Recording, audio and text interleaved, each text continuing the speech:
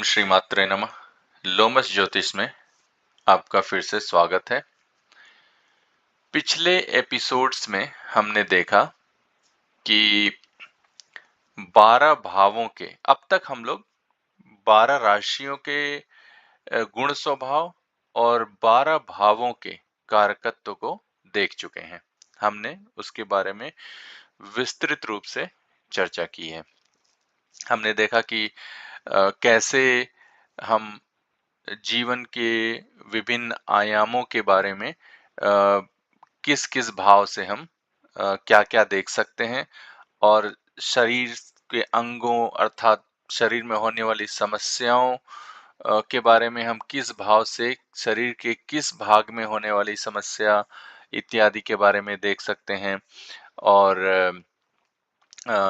Different type के relations जो हमारे लाइफ में होते हैं उसको कौन से भाव रिप्रेजेंट करते हैं और तमाम तरह की जो हमारे जीवन में घटने वाली घटनाएं हैं वो किस किस भाव से देखी जाती हैं, ये सब हमने पिछले कुछ भागों में देखा। अब इस भाग से आगे के 9 भाग में हम ग्रहों के कारकत्व को देखेंगे।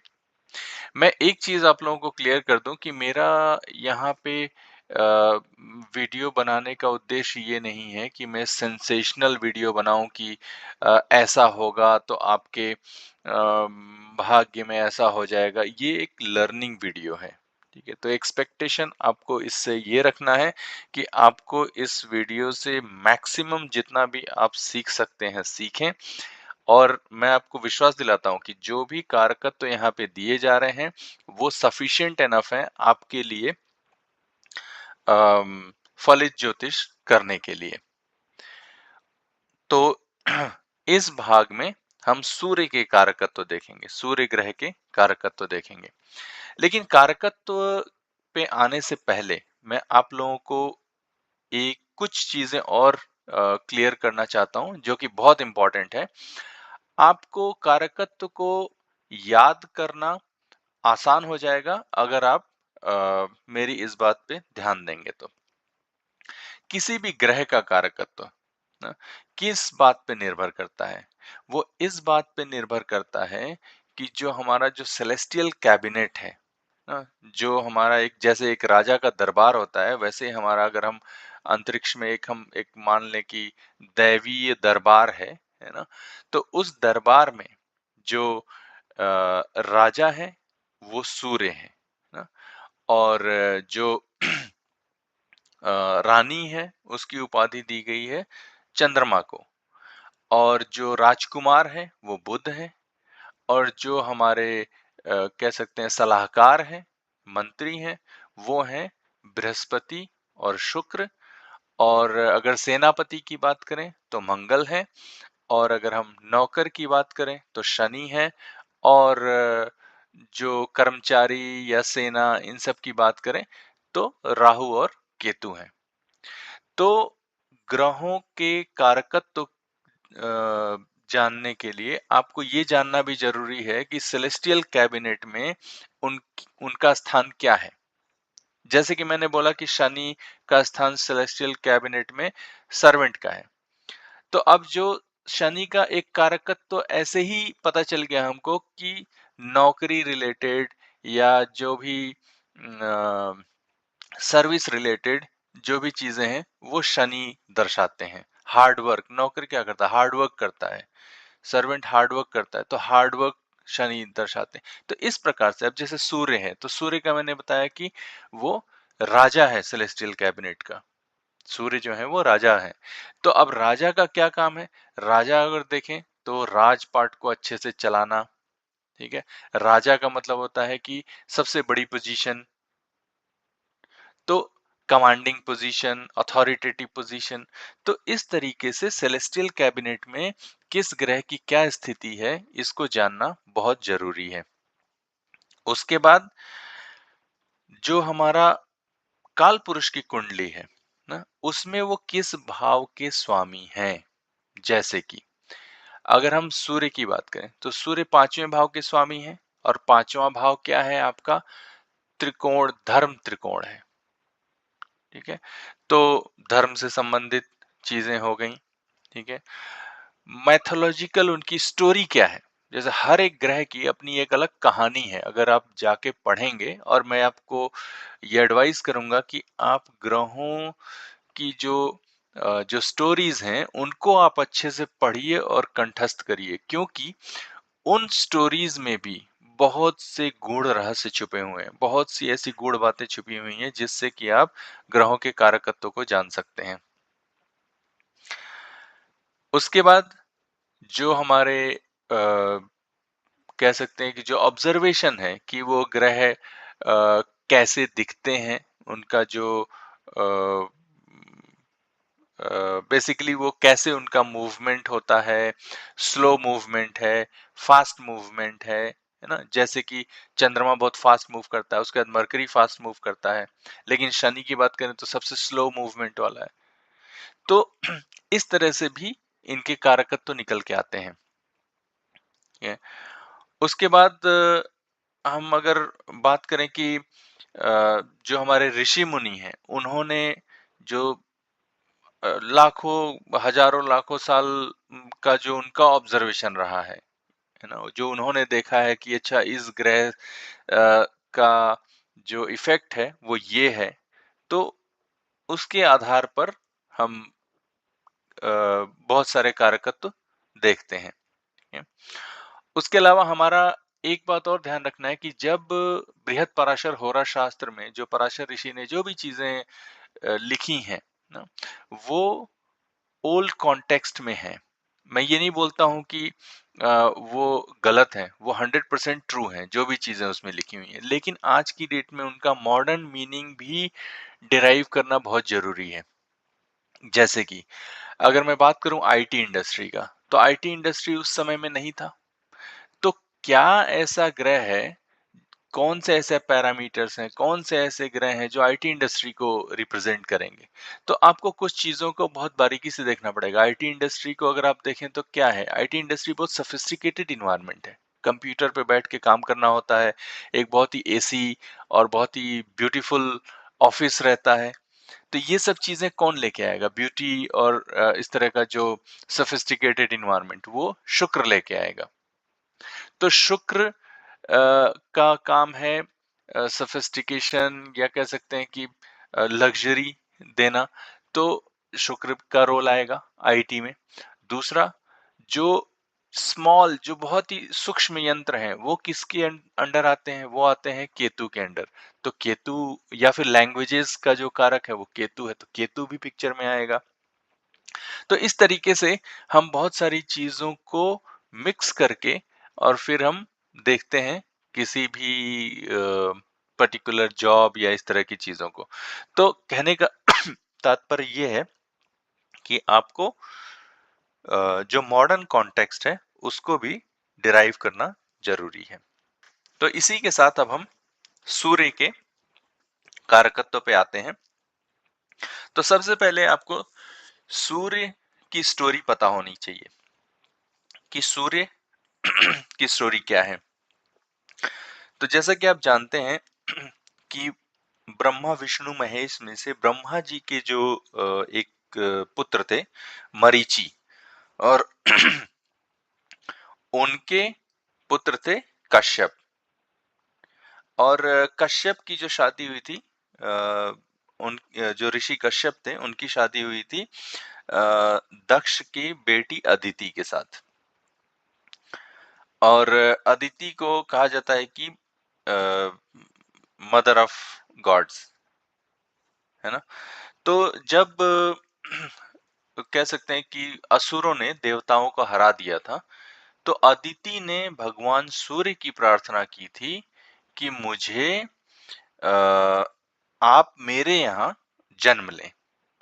तो भगवान सूर्य ने उनकी तपस्या से प्रसन्न होके, कह सकते हैं कि उनके यहाँ पे एक पुत्र के रूप में जन्म लिया था जिसका नाम आदित्य था। और आदित्य ने फिर असुरों को हराया और देवताओं के शासन को पुनर्स्थापित किया। और अपने अब आदित्य जो है वो देवताओं के भाई हुए, तो उन्होंने सबको ये भी सिखाया कि कैसे राज्य को मैनेज करते हैं, कैसे हम प्रोटेक्ट करते हैं इन सब चीजों को। तो यहाँ से अगर आप देखेंगे तो क्या हुआ? यहाँ से ये होता है कि जो आदित्य हैं, है ना? वो क्रूर हैं, है ना? उन्होंने असुरों को हरा दिया, उन्होंने राज्य को रीस्टैब्लिश कर दिया, राज्य को अच्छे से शासन को चला दिया, है ना? उसके बाद जो दूसरी स्टोरी आती है, तो उसमें ये है कि जो सूर्य की पत्नी थी, वो थी संज्ञा, जो कि विश्वकर्मा की बेटी थी, और सूर्य का तेज इतना ज्यादा था जिसको कि वो सहन नहीं कर पाती थी। तो इसके वजह से वो अपना एक प्रतिबिंब यानी कि छाया, अपना एक प्रतिरूप बना के, बिल्कुल हूबहू डुप्लीकेट क्लोन कह सकते हैं बना के, और खुद तपस्या के लिए चली गई, जिससे कि वो पिनांस करके और सूर्य का ताप सहने की क्षमता पा सके। और छाया, जो छाया थी, छाया से भगवान शनि का जन्म हुआ, है ना? लॉर्ड शनि का जन्म हुआ सूर्य और छाया से। तो अब यहाँ अगर आप देखें तो क्योंकि ताप नहीं सह पाई और संज्ञा चली गई तपस्या के लिए, इसका मतलब क्या है कि सूर्य सेपरेटिव, उनका सेपरेशन हो गया, राइट? तो सूर्य एक सेपरेटिव प्लैनेट भी है। तो सूर्य अगर सप्तम भाव में बैठता है तो अच्छा नहीं माना जाता है, क्योंकि वो सेपरेशन का कारक बनता है।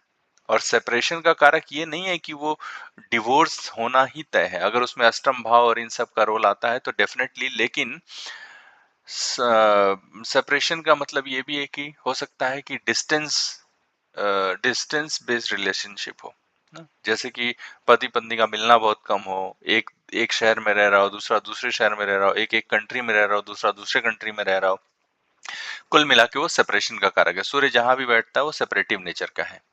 okay? तो इस तरह से आपको स्टोरीज को जानना बहुत जरूरी है। और क्योंकि मतलब किसी भी ग्रह की स्टोरीज से, जो उनकी कथाएं हैं, उसमें बहुत सारे कारकत्व आपको मिलेंगे जो कि बहुत ही मीनिंगफुल तरीके से उसमें लिखे हुए होंगे। ठीक है, तो अब अगर हम आते हैं जो मुख्य कारकत्व हैं जिसके आधार पर हम फलित ज्योतिष कर सकते हैं, तो सूर्य आत्मा है। अगर आप देखें इस संपूर्ण चराचर जगत में, अगर सूर्य न हो तो पूरी सृष्टि का नाश हो जाएगा। तो ये न केवल आपके शरीर की आत्मा है, ये सेलेस्टियल कह सकते हैं सोल भी है ना?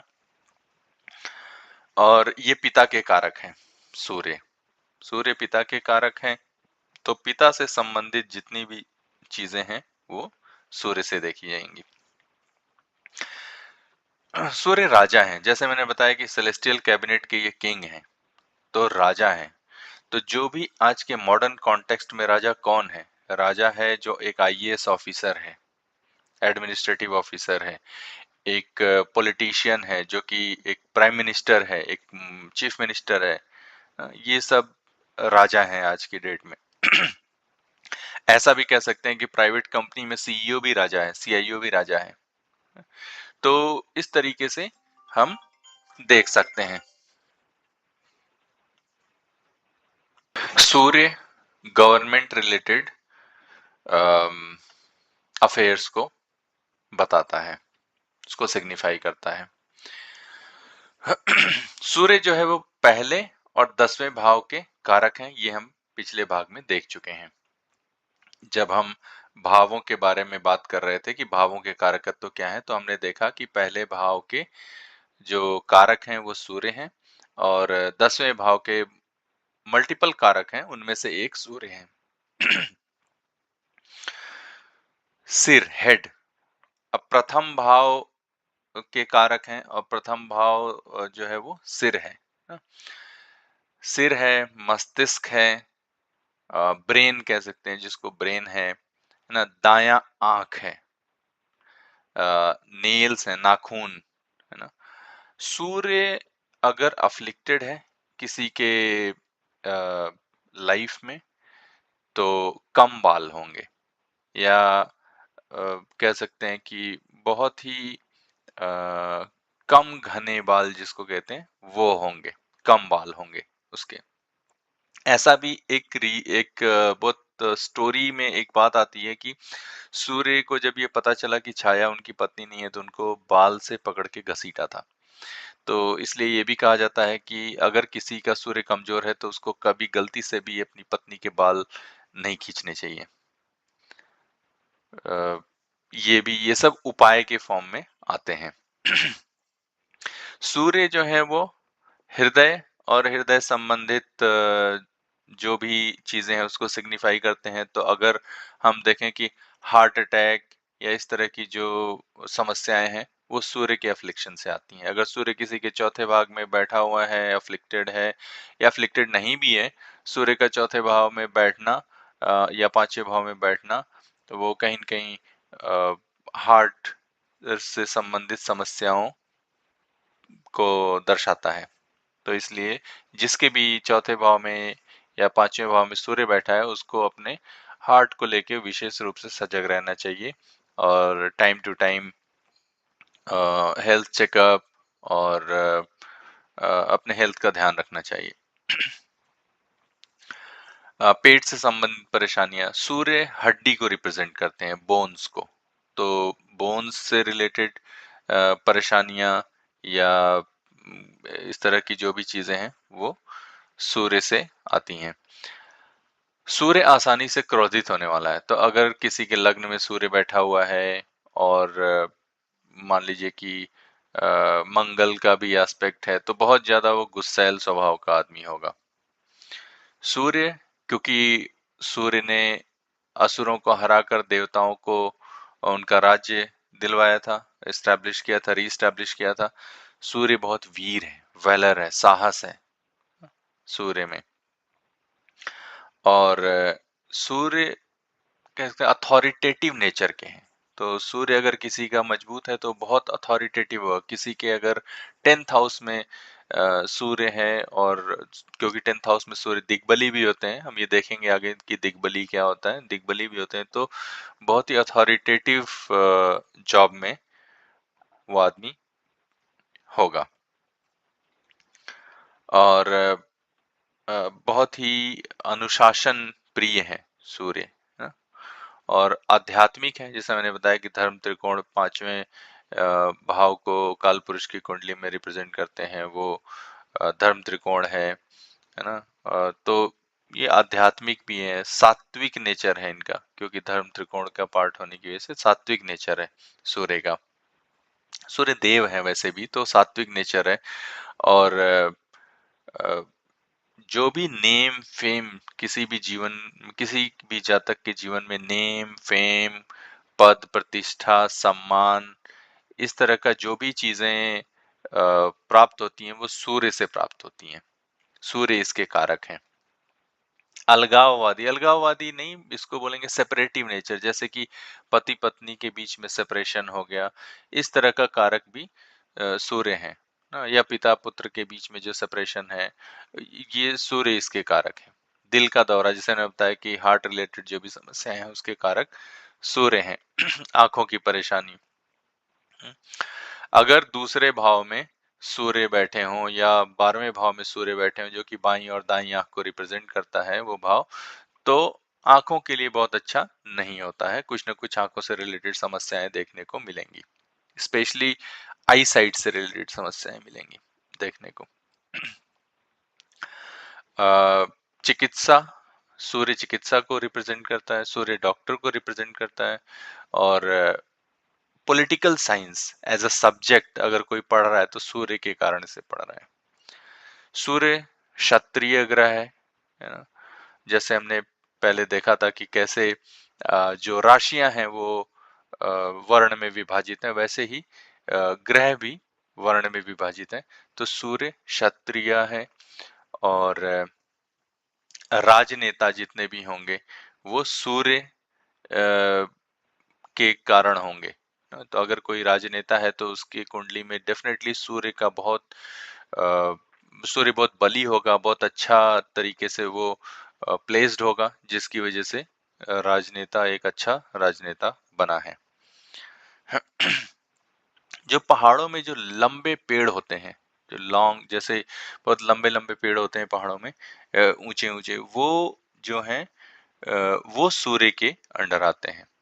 तो सूर्य उनका कारक है। जो लाल चंदन है उसका कारण सूर्य है। गुड़ यानी जैगरी का जो कारक है वो सूर्य है। गेहूं सूर्य का कारकत्व है। गेहूं, सोना, तांबा, माणिक, सूर्य का रंग लाल है। हाँ, सूर्य का जो कह सकते हैं कि अ, जो प्रकृति है वो पुरुष है। सूर्य मेल फीमेल, जैसे हमने देखा था कि राशियां भी मेल फीमेल होती हैं, तो वैसे ग्रह भी मेल फीमेल और कह सकते हैं कि नपुंसक, है ना। तो इस 3 तरह के ग्रह भी कैटेगराइज किए गए हैं। तो सूर्य पुरुष ग्रह है और आत्मकारक है। अब ये आत्मकारक जैमिनी वाला आत्मकारक नहीं है, जो जैमिनी एस्ट्रोलॉजी में आत्मकारक होता है। ये आत्मकारक मतलब आत्मा का कारक है, फर्स्ट हाउस का सिग्निफिकेटर है, इसलिए ये आत्मकारक है। और सूर्य क्रूर है। अच्छा, हमने जो बात किया लाल चंदन, गुड़, गेहूं, सोना, तांबा, माणिक, लाल रंग इत्यादि, ये सूर्य इनको रिप्रेजेंट करता है।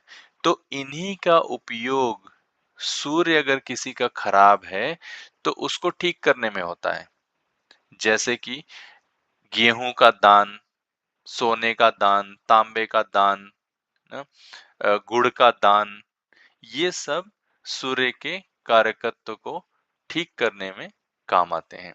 और ये सारे जो भी जिन भी चीजों को सूर्य रिप्रेजेंट करता है उनके दान इत्यादि से सूर्य ग्रह मजबूत होता है। सूर्य हम अलग से भी हम डिस्कशन करेंगे ग्रहों की अवस्थाओं के बारे में, लेकिन क्योंकि हम सूर्य के बारे में बात कर रहे हैं तो आपको ये जान लेना चाहिए कि मेष राशि में 10 डिग्री तक, 10 अंश तक सूर्य उच्च का होता है। और तुला राशि में उसके विपरीत, ठीक 7 भाव पीछे, तुला राशि में 10 अंश तक वो नीच का होता है। उच्च का ग्रह का मतलब यह है कि ग्रह अपने सबसे प्रफुल्लित अवस्था में, बहुत कह सकते हैं कि वेरी गुड पोजीशन में बैठा हुआ है। तो और अगर वो नीच अपनी नीच अवस्था में है, यानी कि वो बहुत कमजोर अवस्था में है। तो ये है सूर्य के कारकत्व, और हम आगे के भाग में देखेंगे चंद्रमा के कारकत्व। तब तक के लिए धन्यवाद।